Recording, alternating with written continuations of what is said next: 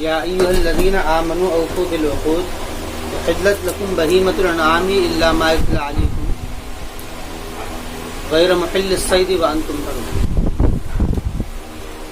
پیچھے جو صورتیں آئی تھیں سورہ بقرہ، آل عمران، سورہ نساء، بقرہ اور آل عمران کے اندر تو اتمام حجت تھا بنی اسرائیل کا، اور پھر سورہ نساء کے اندر تزکیہ و تطہیر کا پہلو تھا، تطہیر کی گئی تھی امت مسلمہ کی،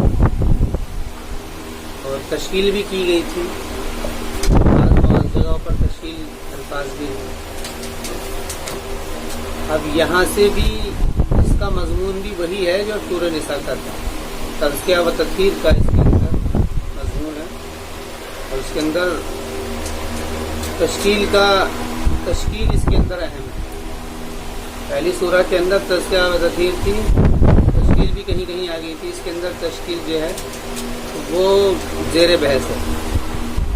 پہلی ہی بات کہی گئی ہے کہ اوفوا بالعقود، ایمان والو، عقود کہتے ہیں عقد کہتے ہیں جب ایک دوسرا کوئی کسی بات کو ایجاب و قبول کے اندر طے کر لے، اس کو عقد کہتے ہیں۔ اس لیے نکاح کو عقد اس لیے کہا جاتا ہے کیونکہ اس میں دونوں کی طرف سے رضامندی سے کام ہوتا ہے، رضامندی سے جو بھی ہوتا ہے، اور جس میں کچھ قول و قرارداد ہوتی ہیں، قول و قرارداد کچھ اقوال کا مجموعہ ہوتا ہے، کچھ لکھا جاتا ہے، لکھ کر کے اپنی اس بات کو ثابت کیا جاتا ہے یا اس کو اقرار کیا جاتا ہے کہ میں نے یہ کر لیا، اس کو کہہ لیتے ہیں ایگریمنٹ۔ ایگریمنٹ کی بھی شکل ہوتی ہے کہ لکھتے ہیں تو کچھ سائن ہوتے ہیں، وہی طریقہ ہے کہ ایمان والوں پورا کرو عقود عقدوں کو۔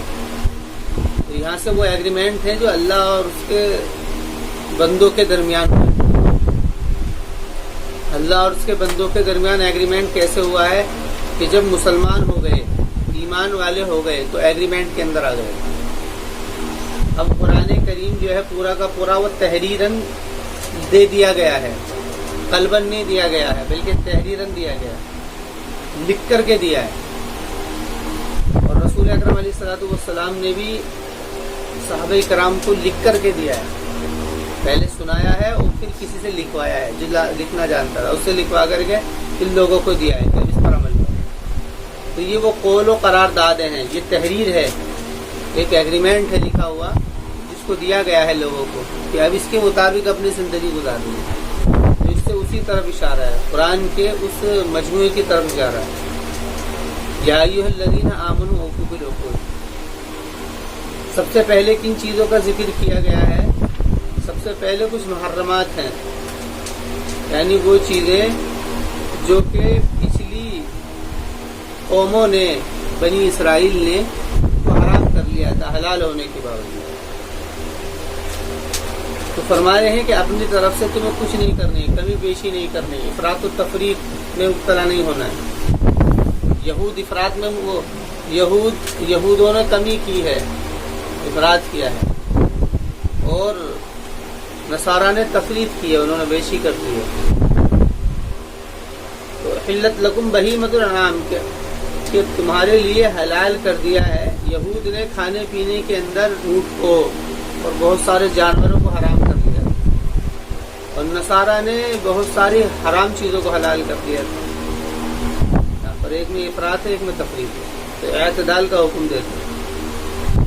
حلت لکم بہیمۃ الانعام کہ حلال کر دیا ہے تمہارے لیے جانوروں، بہیمہ چوپائے کو کہتے ہیں، اور انعام اصل میں اونٹ، بھینس، بیل اور اس کے علاوہ بکرا، بکری، بھیڑ، ان کے لیے لفظ استعمال ہوتا ہے انعام۔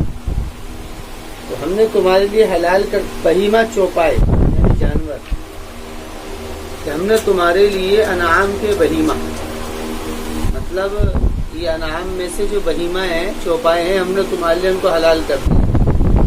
یہ اضافت الصفت الی الموصوف کہہ لو اس کو،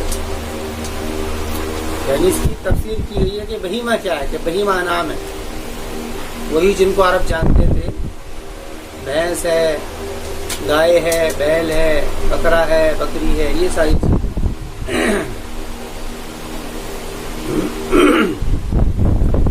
الا ما یتلی علیکم، سوائے وہ کہ جس کی تلاوت کی جائے گی تمہارے اوپر، یعنی مطلب یہ ہے کہ سارے نہیں ہیں، کچھ اس کے اندر استثناء کیا گیا ہے، کہ کچھ اس کے اندر ایسے بھی ہیں جو کہ حرام نہیں ہیں، یعنی جو کہ حلال نہیں ہے، حرام ہے. اس کی تفسیر بعد میں آئے گی. تو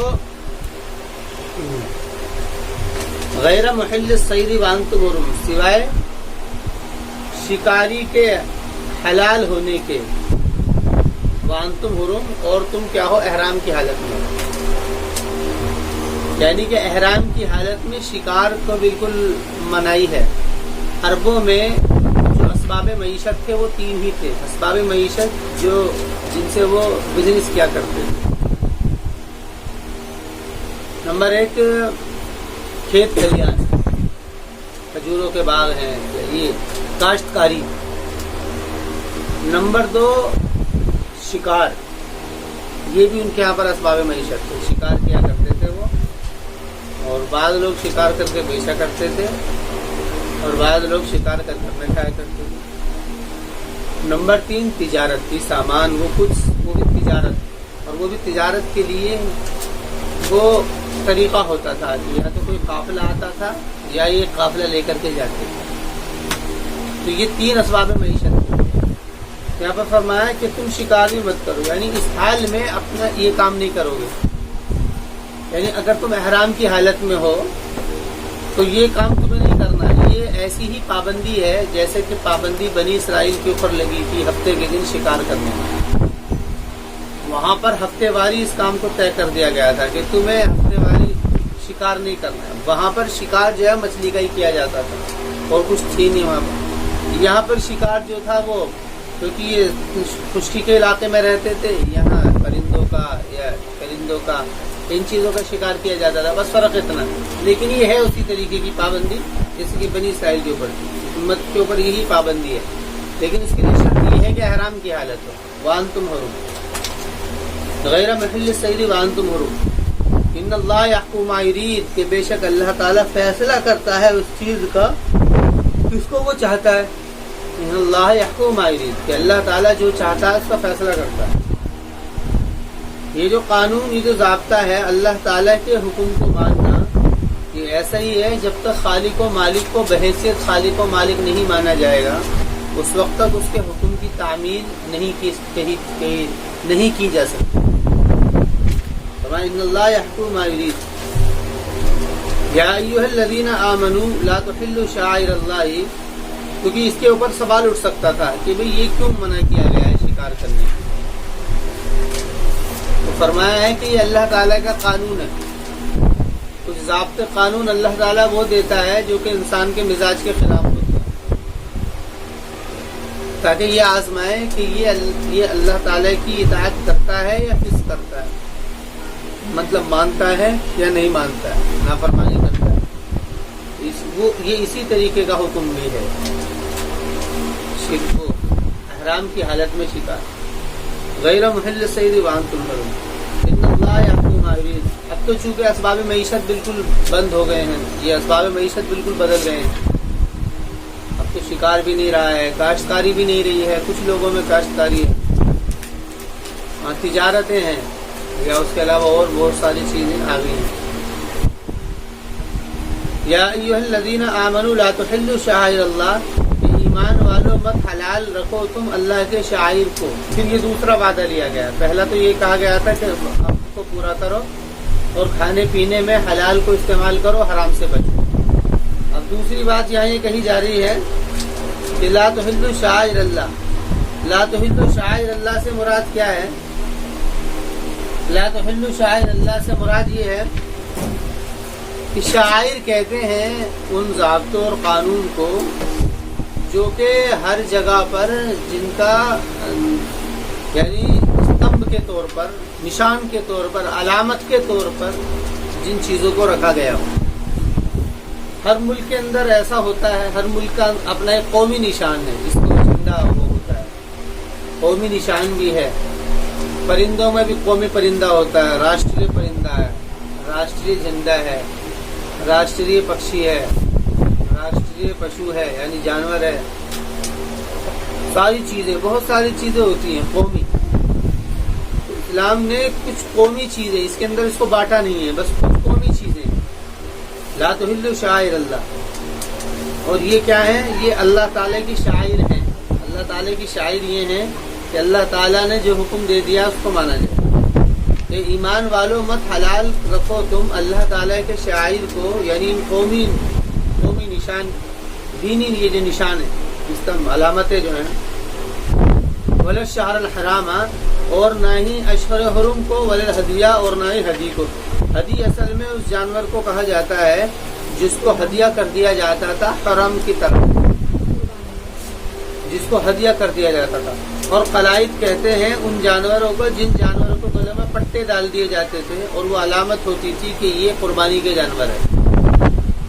یعنی کہ حلال مت کرو کا مطلب یہ ہے کہ یہ ہوتا تھا عربوں میں کہ جس کا جو جانور یعنی اٹھا لیا کرتے تھے، چوری کر لیا کرتے تھے. کہا گیا کہ چوری کرنا تو گناہ ہے، لیکن ایسے جانور کی چوری کرنا کہ جس کو اللہ کے لیے وقف کر دیا گیا ہو، یہ اکبر الکبائر ہے. لا تحلوا شعائر اللہ، کہ مت حلال رکھو تم اللہ کے شاعر کو، اور نہ ہی اشہر حرم کو، اور نہ ہی ہدی کو، ولا القلائد، اور نہ ہی پٹوں کو. آمین البیت الحرام، جو کہ امانت کے ساتھ میں پہنچ گئے ہیں بیت الحرام کو. مطلب یہ ہے کہ وہ ایسے جانور ہیں کہ جن کو امانت کے ساتھ میں، یعنی کہ آسانی کے ساتھ میں بیت الحرام تک پہنچا دیا ہے. اب تم ان کے اندر کوئی گڑبڑ کرو، ایسا مت کرنا. من البیت الحرام یبتغون فضلا من ربهم ورضوانا. یہاں سے دو باتیں ہو سکتی ہیں. یا تو یہ ہو سکتا ہے کہ وہاں ان جانوروں کو جا کر کے بیچ دیا جاتا ہو کہ جن کو مخصوص کر لیا ہو کہ یہ قربانی کے جانور ہیں، یا پھر ان کی چوری کر لی جائے، یا اس طریقے کا کوئی ان کے ساتھ میں معاملہ کیا جائے، تو اس کو قرآن کریم نے منع کیا ہے. یبتغون فضلا من ربهم ورضوانا، کہ تم تلاش کرتے ہو فضل کو اپنے رب کی طرف سے، ورضوانا، اور خوشنودی. یعنی کہ تمہارا ارادہ تو اصل میں ان کا یہ تھا کہ تاکہ تم اس سے اللہ تعالیٰ کا فضل تلاش کرو اور خوشنودی تلاش کرو.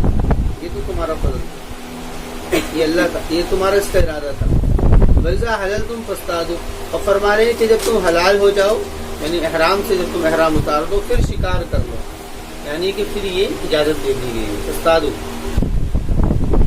وَإِذَا حَلَلْتُمْ فَاصْطَادُوا، اور جب تم حلال ہو جاؤ تو تم شکار کر لو. بنی اسرائیل میں اصل میں اس طرف سے کچھ کمیاں تھی جو وہ کیا کرتے تھے. تو ان کمیوں کو ہی ظاہر کیا ہے قرآن کریم میں اور ان کے اوپر تنبیہ کی گئی. وَإِذَا حَلَلْتُمْ فَاصْطَادُوا وَلَا يَجْرِمَنَّكُمْ شَنَآنُ قَوْمٍ أَن صَدُّوكُمْ، اور نہ جرم میں ڈالے تم کو. شنآن اصل میں شؤون کی، شؤون کا واحد ہے، یہ لفظ زائدتان ہے آخر میں. شؤون اس کے معنی آتے ہیں کسی سے نفرت یا کسی کی طرف سے کوتاہی. کسی سے نفرت کر لی جائے یا کسی کی طرف سے کوئی کوتاہی کر لی جائے، یہ اس کو کیا کہتے ہیں؟ شنآن. کسی کی طرف سے نفرت یا کوتاہی کی جائے، اس کو شنآن کہتے ہیں. فرمانے وَلَا يَجْرِمَنَّكُمْ شَنَآنُ، اور نہ جرم میں ڈال دے تم کو کسی قوم کی نفرت، شنآن، ان صدوکم، اس بات سے کہ تم شکار کرو، عن المسجد الحرامی، مسجد حرام سے. شنآن قوم ان صدوکم المسجد الحرامی ان تعتدوا، یہ کہ تم ظلم کرنے لگو. یہاں پر اصل میں بات یہ ہے، یہاں پر خطاب ہے اس بات سے کیونکہ پہلے جو حرم تھا وہ قبضے میں تھا مکہ والوں کے، اور انہوں نے جو حضرات صحابہ کے اوپر ایک طریقے کا ظلم کیا تھا مکے کے اندر، اور اس کے علاوہ دوسرا کام یہ بھی کیا تھا کہ مکے کے اندر ظلم بھی کیا ہے، اور دوسرا کام یہ کیا ہے انہوں نے کہ وہاں پر انہوں نے جو یہ جاتے تھے طواف کے لیے یا حج کے لیے تو ان کو روکا جاتا تھا. طواف کے لیے حج کے لیے جاتے تھے تو ان کو روک دیا جاتا تھا، اور بہت سارے وہ کام اقدامات کیے جاتے تھے جو کہ وہ کرتے تھے. تو ان ساری چیزوں کی طرف کہا کہ اب تمہارے سامنے جب اقتدار آ گیا ہے اور تم کو مکے کا متوالی بنا دیا گیا ہے، تو تم سے کوئی ایسا کام نہیں ہونا چاہیے کہ جس کی وجہ سے ایسا اشارہ ملے، کہ جس کی طرف سے ایسا کچھ اشارہ ملے کہ جس سے تم جو ہے ان کے اوپر ظلم کرنے لگو۔ یہ بات یہاں پر بدسختی بتا رہی کہ وتعاونوا علی البر والتقوی ولا تعاونوا علی الاثم والعدوان، کہ تمہارے تو ذمہ داری یہ ہے کہ جب تمہاری تشکیل ہو رہی ہے کہ تمہاری ذمہ داری تو یہ ہے کہ تم بر کہتے ہیں ایفائے عہد، وعدے کو پورا کرنا، ایفائے عہد و حقوق یعنی کسی کا حق اور وعدہ پورا کر دینا، یہ بر کے معنی۔ تو تمہیں چاہیے کہ تم تو تعاون کرو بر کے اوپر، یعنی جو تمہارا عہد تم سے لیا گیا ہے اس کے اوپر تم تعاون کرو، اور عہد تم سے لیا گیا ہے کہ تم لوگوں کے لیے شہادت بن کر کے کیا نام ہے قائم ہو گئے، کہ تم لوگوں کے اوپر شہادت بن کر کے تم کو بنایا گیا ہے۔ تو تم تو لوگوں کا جب تمہیں اقتدار حاصل ہو گیا تم تو لوگوں اور تعاون کرو دین میں۔ ولا تعاون علی الاثم والعدوان، اور نہ تعاون کرو تم علی الاثم والعدوان، اسم کہتے ہیں حق میں کمی کرنے کو، عدوان کہتے ہیں زیادتی کرنے کو، اور نہ تعاون کرو تم علی الاثم والعدوان، گناہ پر اور عدوان پر، یعنی کہ ظلم پر اور حق تلفی پر، یعنی کہ حق کو کمی کرنے پر یا زیادتی کرنے پر تعاون مت کرو۔ حق میں کمی کرنا یہ ہے کہ تم لوگوں کو ان کو مذہب کا حق چھین دو ان سے، کہ وہ طواف نہ کر سکیں یا وہ بیت الحرام میں آ جا نہ سکیں، ایسا مت کرو۔ اور زیادتی کا مطلب یہ ہے کہ تم زیادتی ایسا مت کرو جیسے کہ انہوں نے زیادتی کر لی تھی، کہ انہوں نے اللہ کی جو قانون اور ضابطے تھے اس میں اپنی طرف سے بہت سارے قانون ضابطے ملا دیے تھے، ایسا کچھ مت کرو۔ بلا تعاونوا علی الاثم والعدوان واتقوا اللہ ان اللہ شدید العقاب، اور تم ڈرو اللہ تعالیٰ سے اس لیے کہ بے شک اللہ تعالیٰ شدید العقاب، سخت عقاب والا ہے۔ سخت عقاب کا مطلب یہ ہے کہ اللہ تعالیٰ عقاب کہتے ہیں انجام کے طور پر جو کام کیا جائے، کہ اللہ تعالیٰ سخت انجام دینے والا ہے، اخیر میں جو فیصلہ ہوتا ہے۔ حرمت علیکم المیتۃ، پھر وہی تفصیل ہے۔ حرمت علیکم المیتۃ، حرام کر دیا گیا ہے تمہارے لیے میتہ، میتہ کہتے ہیں مردار جانوروں کو، والدم اور خون، ولحم الخنزیر اور خنزیر کا گوشت، وما اہل لغیر اللہ بہ، اور وہ جانور جس کو حلال کیا جائے اللہ تعالیٰ کے علاوہ کے لیے۔ یہاں پر 4 قسم کے جانور کو حرام کیا گیا ہے۔ نمبر 1 مردہ جانور جو کہ مر گئے، مردہ جانور ایک تو وہ مردار۔ دوسرا خون بھی حرام ہے، یعنی اس کو نہیں استعمال کیا جا سکتا۔ ولحم الخنزیر، اور خنزیر کا گوشت، خنزیر، وما اہل لغیر اللہ، اور وہ جانور جس کو اللہ کے نام کے علاوہ کے لیے حلال کیا جائے، اللہ کے نام کے علاوہ یعنی کسی دوسرے کے نام سے اس کو حلال کیا جائے، وہ جانور بھی حرام ہے۔ یہ 4 قسم کے جانور حرام کیے گئے۔ اب آگے فرما رہے ہیں والمنخنقۃ، منخنقہ وہ جانور ہے جو کہ گلہ گھٹ کر کے مر گیا ہو۔ والموقوذۃ، موقوذہ وہ جانور ہے کہ جس کو مارنے میں وہ جس کی پٹائی کے وقت میں وہ مر گیا ہو، موقوذہ۔ والمتردیۃ، متردیہ وہ جانور ہے جو کہ گر پڑا ہو، کہیں سے گر کر کے مر گیا ہو۔ والنطیحۃ، اور نتیحہ وہ جانور ہے کہ جو کہ دب کر کے مر گیا ہو، کوئی چیز پر گری اور دب کر کے مر گیا۔ یہ والنطیحۃ وما اکل السبع، اور وہ جانور جس کو کسی جانور نے کھا لیا ہو۔ یہ اصل میں ساری قسمیں ہی مردہ جانور کی ہیں، لیکن اس کو قرآن کریم نے الگ سے اس لیے ذکر کیا ہے کیونکہ عربوں میں یہ شک تھے کہ بھئی ایسا جانور تو حلال ہو سکتا ہے جو گر کر کے مر گیا ہو، دب کر کے مر گیا ہو، یا پٹائی کے دوران مر گیا ہو، یا اس کے علاوہ گلا گھوٹ دیا ہو، کسی گلا گھٹ گیا ہو رسی سے، اس کی نکیل سے۔ تو فرما رہے ہیں ان ساری چیزوں کو بالکل الگ کر کے اس لیے بیان کر دیا ہے کہ مرے ہوئے کی کوئی سی بھی قسم ہو، کیسے بھی مرا ہو، بس وہ حرام ہے۔ وجہ بنیاد یہ رکھتی ہے کہ اس کے حرام ہونے کی وجہ وہ خون اس کے اندر رک جانا ہے، خون، کیونکہ خون جو ہے وہ مر گیا ہے تو خون اس کے اندر رک گیا، خون ناپاک ہے، اس کی وجہ سے گوشت بھی ناپاک ہو گیا، یعنی مر جاتا ہے۔ इल्ला मा ज़क्कैतुम, मगर वो कि जिसका तुमने तज़किया कर लिया हो। यानी कि तज़किया करने से मुराद इसकी कुरान करीम ने आगे इसको जिक्र किया जाएगा।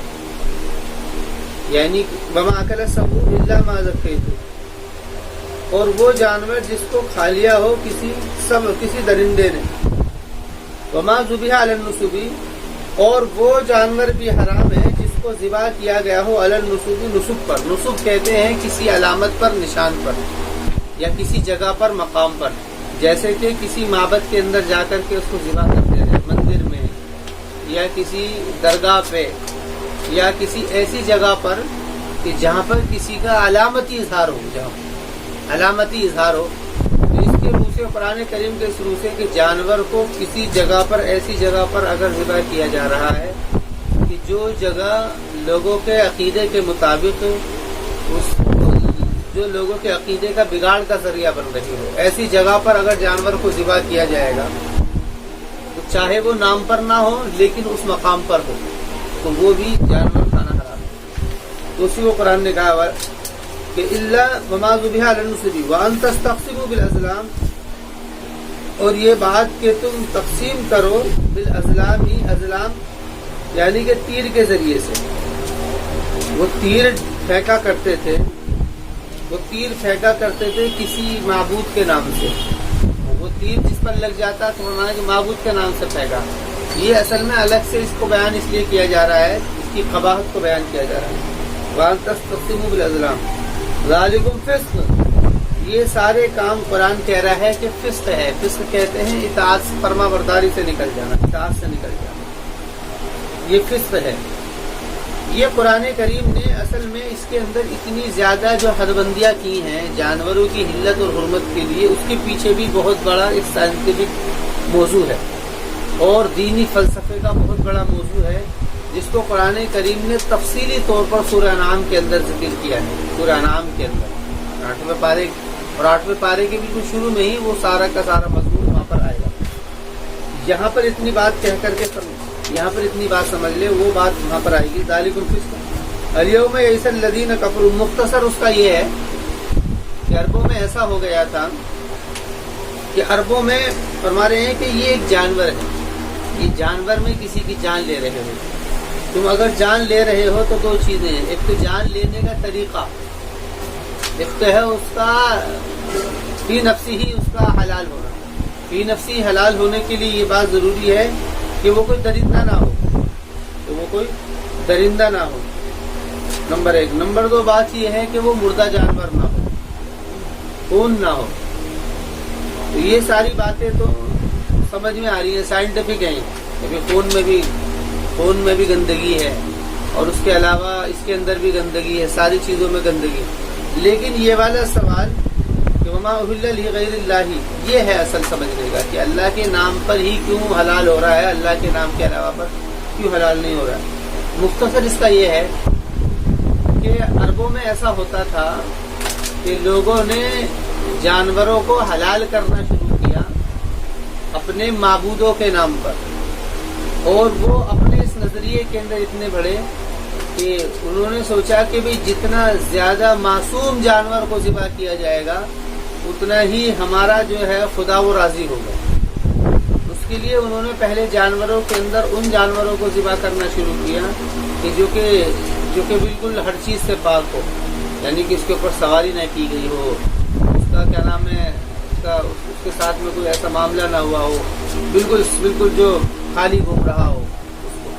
फिर उसके बाद में नजरिया और तरक्की किया। उसके बाद में उन्होंने इंसानों की जान कुर्बानी देनी शुरू कर दी, उसके बाद में बच्चों की बलि देनी शुरू कर दी, उसके बाद में औरतों को, और ये अभी तक है, ये ख्याल अभी तक है। बहुत सारी जगहों पर अभी तक भी ऐसा हो रहा है कि जहाँ पर इंसानों की बलि दी जाती है, बल्कि बाज़ लोग तो अपने इस अकीदत में इतने ज़्यादा अंधे हो जाते हैं कि वो अपनी ही जान दे देते हैं।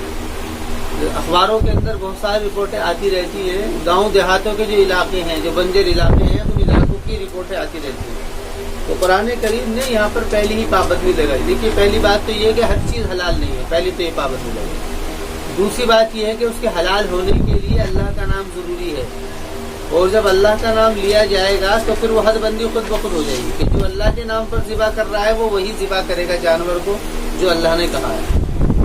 تو یہاں پر یہ دو قید، یہ اصل میں دو قیدیں ہیں، یہ بات سمجھنے کی ہے۔ یہ بات اس لیے نہیں ہے کہ اللہ کے نام پر حلال، بلکہ یہ قید کے طور پر ہے۔ یہ لفظ پہلی قید تو یہ لگائی گئی ہے کہ صرف ان جانوروں کو حلال سمجھنا، تاکہ حرام جانوروں کی طرف ذہن نہ جائے جس سے انسان کا نقصان ہے۔ یہ تو قید اس لیے لگائی گئی ہے، پہلی قید جو ہے وہ اس لیے لگائی گئی ہے انسان کے مزاج کا خیال کرتے ہوئے۔ دوسری قید اس لیے لگائی گئی ہے تاکہ یہ دائرہ عقیدت میں کروس نہ ہو جائے۔ ایک دائرہ عقیدت میں بھی تو کروس ہوتا ہے، کیونکہ یہ مسئلہ، یہ ایک طریقہ ہے جو چل رہا ہے، اور ہر مذہب کے اندر یہ طریقہ ہے۔ ایسا نہیں ہے کہ اسلام کے اندر ہے، ہر مذہب کے اندر یہ طریقہ ہے۔ ہر مذہب والے اپنے معبود کو خوش کرنے کے لیے وہ کوئی طریقہ استعمال، اور یہ طریقہ اصل میں دیا ہوا کہاں سے ہے؟ حضرت ابراہیم علیہ الصلوۃ والسلام سے دیا ہوا ہے۔ یہ طریقہ ابراہیم علیہ الصلوۃ والسلام نے دیا تھا کہ اللہ تعالیٰ کی خوشی کے لیے آدمی اپنے آپ کو جان کا نذرانہ پیش کرے۔ وہاں سے جب یہ طریقہ شروع ہوا تو اس کے اندر بگاڑ پیدا ہو گیا۔ یہ جو لوگ شرک پر آ گئے انہوں نے اپنے معبودوں کو خوش کرنے کے لیے قربانیاں کرنی شروع کی، اور قربانیاں حلال اور حرام پہلے تو حلال اور حرام جانور سے نکلے، وہ دائرے سے نکلے، پھر وہ عقیدت سے نکل گئے۔ یہ دو دائرے لگائے تھے، حلت کا اور عقیدت کا، حلت کا اور عقیدت کا۔ پہلے حلت کے دائرے سے نکلے کہ حرام جانوروں کو ذبح کرنا شروع کرتے ہیں، اس کے بعد میں عقیدت کے دائرے نکلے، عقیدت کے دائرے سے نکلے کہ انسانوں کی قربانی کرنی شروع کرتے ہیں۔ حالانکہ یہ آہستہ آہستہ پہنچے، اور ابھی تک یہ معاملہ ہے۔ اس لیے قرآن کریم نے حد لگا دی، پہلی حد لگا دی ہے حلت کی کہ حلال جانور ہی تم کھاؤ، اور دوسری قید لگا دی عقیدت کی کہ عقیدت کے لیے اللہ ہی کے نام سے ذبح کرو گے، کیونکہ جب اللہ کے نام سے ذبح کرو گے تو جو اللہ نے حکم دیا ہے وہ کرو گے۔ تو یہ اس لیے ہے وما اہل لغیر اللہ بھی، وما ذبح علی النصب وان تستقسموا بالازلام، اس لیے وما ذبح علی النصب یہ بھی وہی طریقہ ہے کہ جو تم ذبح کرتے ہو کسی نصب پر، یعنی کسی معبود پر یا کسی انسان کے لیے، انسان کے نام پر، درگاہ پر یا کسی ایسی جگہ پر، تو یہ بھی چونکہ یہ بھی عقیدت کے دائروں کو ٹوٹ رہا ہے اب، اس لیے یہ وجہ ذکر کر دی ہے۔ اور ایک طریقہ ہوتا تھا کہ وہ اپنے معبودوں کے نام سے تیر چلایا کرتے، ایسے ہی تیر چلا دیا بس، اور وہ تیر جس جانور کو لگا اس جانور کو پھر اسی معبود کے لیے وہ ذبح کر دیا کرتے ہیں۔ یہ ان کا طریقہ ہے۔ فرما رہے الیوم یئس الذین کفروا من دینکم، کہ آج مایوس ہو گئے ہیں کافر تمہارے دین سے، یعنی کہ عمل کا بھی شرک ختم کیا ہے۔ ایک تو ہے عمل کا شرک کہ تم عمل اگر کرو تو اللہ کے لیے کرو، ایک ہے عقیدت کا شرک دو ہوتے ہیں۔ ایک تو آدمی عقیدت سے شرک کرتا ہے کہ اللہ کے علاوہ دوسروں کو بھی مانتا ہے، لیکن عمل اسلام والے کر رہا ہے۔ ایک شرک ہوتا ہے عمل کا، عقیدت کا عمل کا۔ ایک آدمی عقیدت سے کیا ہے، عقیدہ کے اعتبار سے آدمی مومن ہے لیکن عمل کے اعتبار سے مشرک ہے۔ عقیدہ یہ ہے کہ ہاں اللہ ہی کرتا ہے سارے کام، لیکن عمل اس کا یہ ہے کہ وہ ایسے کام کر رہا ہے جو کہ شرکیہ کام ہے۔ تو یہ گویا کہ ایک شرکیہ کام تھا، جانوروں کو قربان کرنا کسی معبود کے نام پر یا ایسی جگہوں پر۔ اس کو کہا کہ اب تو یہ، یعنی کہ جب یہ دونوں ہی طریقے ختم کر دیے ہیں، عقیدے کے اعتبار سے بھی شرک کو ختم کر دیا ہے اور عمل کے اعتبار سے بھی، تو آج مایوس ہو گئے ہیں کافر من دینکم تمہارے دین سے، فَالْيَوْمَ فَلَا تَخْشَوْهُمْ وَاخْشَوْنِی، اس لیے فرما رہے کہ تم ان سے مت ڈرو، مجھ سے ڈرو۔ ان سے مت ڈرو کا مطلب کیا ہے؟ ان سے ایک ہوتا ہے لفظ خوف، ایک ہوتا ہے خشیہ، یہ دو لفظ ہیں۔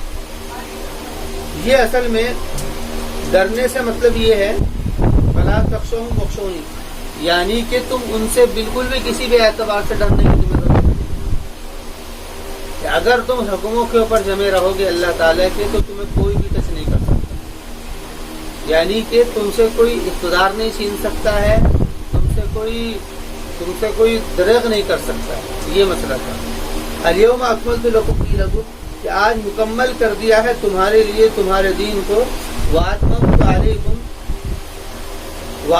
علیکم۔ اس میں مطلب یہ ہے کہ یہاں پر جتنے بھی حلال اور حرام کی قبیل سے تھی، کھانے اور پینے کی، عمل کے اعتبار سے جو چیزیں بھی تھیں، عمل اور عقیدے کے اعتبار سے جو بھی چیزیں تھیں اس کو قرآن کریم نے مکمل کر دیا. وَأَتْمَمْتُ عَلَيْكُمْ نِعْمَتِي، اور پورا کر دیا ہے میں نے تمہارے اوپر اپنی نعمت کو. پورا کر دیا میں نے اپنے اوپر، پورا کر دیا ہے میں نے تمہارے اوپر اپنی نعمت کو. نعمت سے مراد یہاں پر دین کو نعمت استعمال کیا گیا. کیوں؟ کیونکہ دین کیا ہے؟ ایک نعمت ہے انسانوں کے لیے، زندگی گزارنے کا ایک طریقہ ہے، تو ان کے لیے ایک نعمت ہے. وَأَتْمَمْتُ عَلَيْكُمْ نِعْمَتِي وَرَضِيتُ لَكُمُ الْإِسْلَامَ دِينًا، اور میں راضی ہو گیا ہوں تمہارے لیے اسلام کو دین مان کر کے. مذہب یعنی کہ دین کہتے ہیں چلنے کا طریقہ، چلنے کا راستہ، یعنی یہ اسلام مذہب ہے کہ اب تم اس کے مطابق تم چلو گے. اللہ تعالیٰ اس پر راضی ہوا ہے. وَمَنِ اضْطُرَّ فِي مَخْمَصَةٍ، لیکن اگر کسی کو کوئی مسئلہ پیش آ جائے، اضطرار کی کیفیت ہو جائے، وَمَنِ اضْطُرَّ پر جو شخص کے مضطر ہو جائے، مضطر کہتے ہیں جس کے اوپر موت کسی کیفیت طاری ہو جائے اور کھانے پینے کو کچھ نہ ہو. وَمَنِ اضْطُرَّ فِي مَخْمَصَةٍ، بس جو شخص کے مضطر ہو جائے، فی مخمصۃ، مخمصہ میں یعنی کہ بھوک میں، پریشانی میں، غیر متجانف الاسم، تجانب جنب سے بنا ہے، اس کے معنی آتے ہیں جھکاؤ.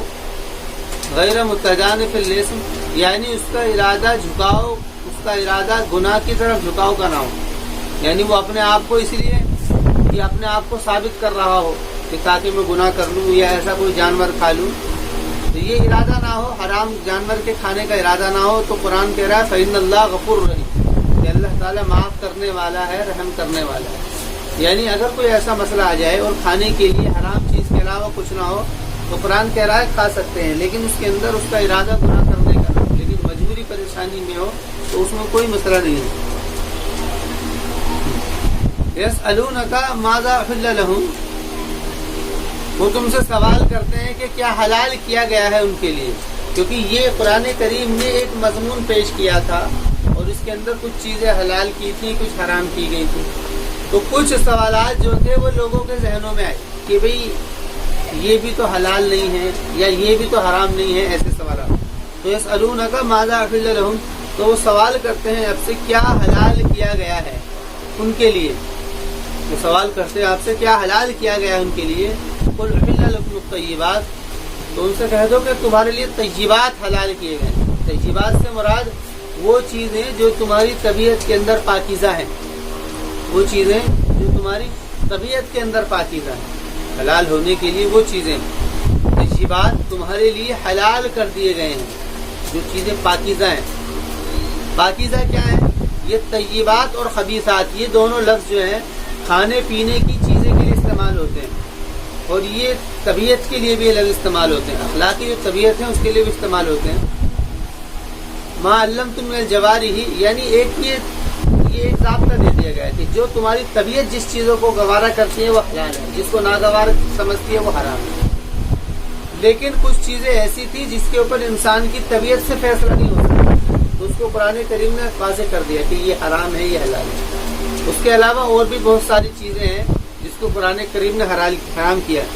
ایک تو بات یہ، دوسری بات یہ ہے کہ یہ جو بات کہی گئی ہے یہ قرآن کریم نے یہ ان کے خیال کی تشکیل کی گئی ہے.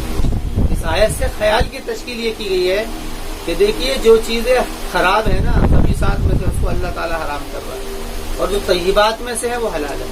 تو گویا کہ یہاں پر انسان کے ذہن کی تشکیل ہے. احل لکم الطیبات عام سے کہیے کہ بھائی تمہارے لیے جو چیزیں اللہ نے حلال کی ہے نا وہ سب طیبات ہیں، پاک چیزیں ہیں، صاف چیزیں ہیں، اور جو حرام ہے اور جو خبیثات میں سے ان کو حرام کیا ہے. یعنی کہ یہاں پر ذہن کی تشکیل ہے. قل احل لکم الطیبات وما علمتم من الجوارح، اور وہ جو کہ تم سکھلا دو، من الجوارح، جوارح کہتے ہیں جارحہ یعنی کہ کوئی بھی زخم لگانے والا. اب یہاں سے یہ لفظ عدول کر کے شکاری جانوروں کے لیے استعمال ہونے لگا، یعنی جن جانوروں کے ذریعے سے شکار کیا جاتا ہے. مکلبین جو کہ یعنی کہ مکلبین جو کہ پلٹے ہوئے، کلبن اس کے معنی آتے ہیں جس کو چھوڑ دیا جاتا ہو، جس کو چھوڑ دیا جاتا ہو شکار کے لیے، یعنی وہ جانور جس کو شکار کے لیے چھوڑ دیا جاتا ہو، تو وہ جانور جاتا ہے اور جا کر کے شکار کرتا ہے. مکلبین تعلمونہن، کہ جس کو تم نے سکھلا دیا ہو، مما علمکم اللہ، اس چیز میں سے کہ جس میں سے اللہ نے تم کو سکھلایا. کتے کا رکھنا یہ کوئی ناجائز کام نہیں ہے. اگر آدمی رکھ رہا ہے ضرورت کے لیے، شکار کے لیے، حفاظت کے لیے، کوئی مسئلہ نہیں، تو رکھا جا سکتا ہے شکار کے لیے، حفاظت کے لیے. تو فرما رہے ہیں کہ اگر تمہارے ایسے جانور، یا تو تم خود شکار کرو یا پھر تم ایسے جانور سے شکار کرو جس کو تم نے سدھا دیا ہو. سدھادا کا مطلب یہ ہے کہ جس کو تم نے ٹرین کر دیا ہو کہ وہ تمہارے کہنے سے ہی چلتا ہو اور تمہارے کہنے سے رک جائے. اس کے لیے علماء نے بہت ساری قاعدے لکھی ہیں کہ کسی جانور کے سامنے تم نے شکار رکھ دیا ہو اور اس سے کہہ دیا اسے کھانا مت، جو اس کا طریقہ ہو، وہ اگر اس کے کھانے سے رک جائے تنہائی میں تو سمجھ لو کہ یہ جانور کا شکار کیا ہوا اب کھایا جا سکتا ہے، کیونکہ اس نے اس میں سے کھایا نہیں. تو یہ ہے یعنی کہ اس جانور شکار کیا ہو فَكُلُوا مِمَّا أَمْسَكْنَا عَلَيْكُمْ، بس کھاؤ اس چیز میں سے جو اس جانور نے تمہارے لیے روک دیا ہو. یعنی اس نے شکار کیا ہو اور شکار کرنے کے بعد میں اس نے کیا ہے روک رکھا ہو تمہارے لیے. لیکن اگر کوئی ایسا جانور ہو کہ جو کہ ٹرین نہ ہو اور وہ جانور شکار کر کے لائے تو اس کا شکار حلال نہیں ہے. یہ شکلیں جب ہیں جبکہ وہ کیا ہے اس حال میں آیا ہو کہ وہ مرا ہوا ہو، یہ جب ہے. لیکن اچھا یہ اس چیز میں، لیکن مسئلہ یہ ہے کہ اگر وہ شکار کر کے لا رہا ہے تو اس کو کیا ہے وہ مطلب اس کو ذبح کیا جائے.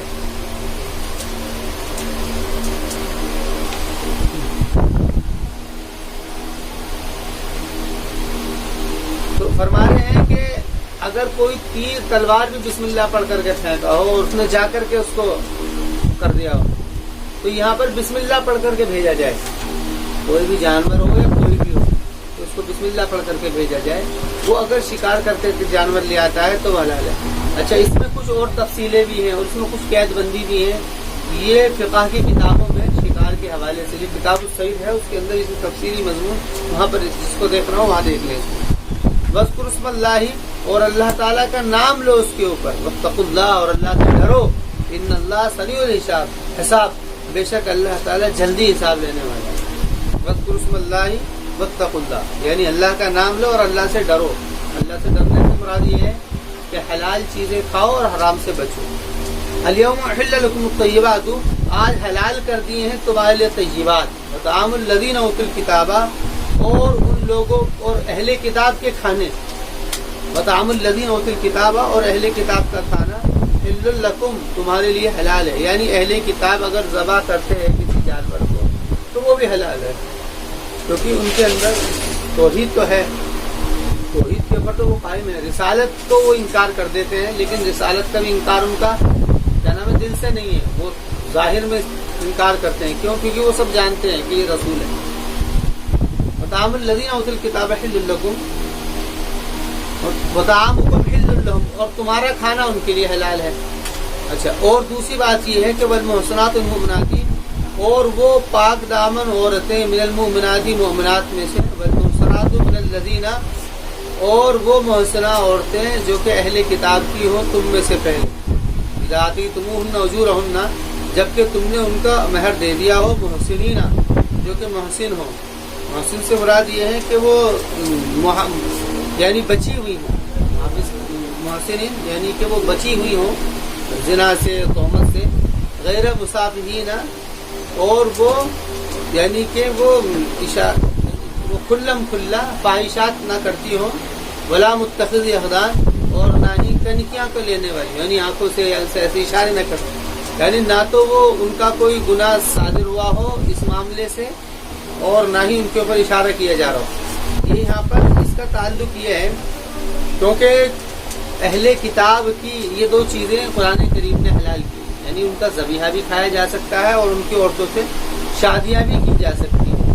چونکہ پیچھے سے یہ بات چلتی بھی آ رہی تھی کہ جانوروں کی حلت اور حرمت کی بات کرتی ہے. جو جانور انہوں نے حلال سمجھ رکھے تھے ان کو حرام کیا قرآن نے، اور جو انہوں نے حرام سمجھ رکھے تھے ان کو حلال کیا. مثلا اونٹ انہوں نے حرام کر رکھا تھا، اس کے علاوہ اور بھی بہت ساری چیزیں جو تھی جو حرام کر رکھی تھی انہوں نے، تو اس کو قرآن نے حلال کیا. اس کے ساتھ ساتھ میں یہ بھی کہہ دیا ہے کہ بھئی ان کے ایسا نہیں ہے کہ ہم تمہیں ان سے بالکل اس طریقے سے کاٹ رہے ہیں، بلکہ یہاں پر یہ اشارہ دینا مقصد ہے جیسے دوسری جگہوں پر قرآن کریم نے بھی کہا ہے کہ ان سے دوستی مت کرو. یہ جو بات کہی گئی ہے تو یہاں پر یہ اشارہ دیا گیا ہے کہ جو خدا اس بات کو کہہ رہا ہے ان سے دوستی مت کرو، اور وہ یہ کہہ رہا ہے کہ شادی کر لو. تو شادی ایک جگہ ہے کہ دوستی مت کرو، ایک جگہ ہے شادی کر لو. تو مطلب کیا ہے؟ مطلب یہ ہے کہ اصل چیز جو ہے وہ ان کے طریقے کو لینا ہے، وہ اصل چیز ہے. ورنہ ایسا نہیں ہے کہ ان کو کہ قرآن کو یا اللہ تعالیٰ کو کسی دوسرے مذہب سے کوئی دشمنی ہو، ایسا کچھ بھی نہیں ہے. بلکہ یہاں پر اس بات کو ظاہر کیا گیا ہے. یہ کہا گیا ہے کہ ان کا ذبیحہ کھاؤ، کیونکہ ان کے ذبیحے میں ان کے یہاں پر شرک نہیں تھا. اہل کتاب کے یہاں پر قربانی کو لے کر کے شرک نہیں تھا، مشرکین کے اندر شرک تھا. اہل کتاب کے اندر قربانی کے اندر شرک نہیں تھا. یہ کہا جا رہا ہے کہ اگر وہ اللہ کے نام پر ذبح کر رہے ہیں تو کھا لو. اور دوسری بات یہ ہے کہ اگر ان کے اندر ایسی عورتیں ہیں جو کہ نیک ہیں، پاک دامن ہیں، یہ قید تو مسلمانوں میں بھی ہے. یہ تو نکاح جب کیا جائے گا اس کے لیے دیکھا جائے گا یہ شرائط ہے.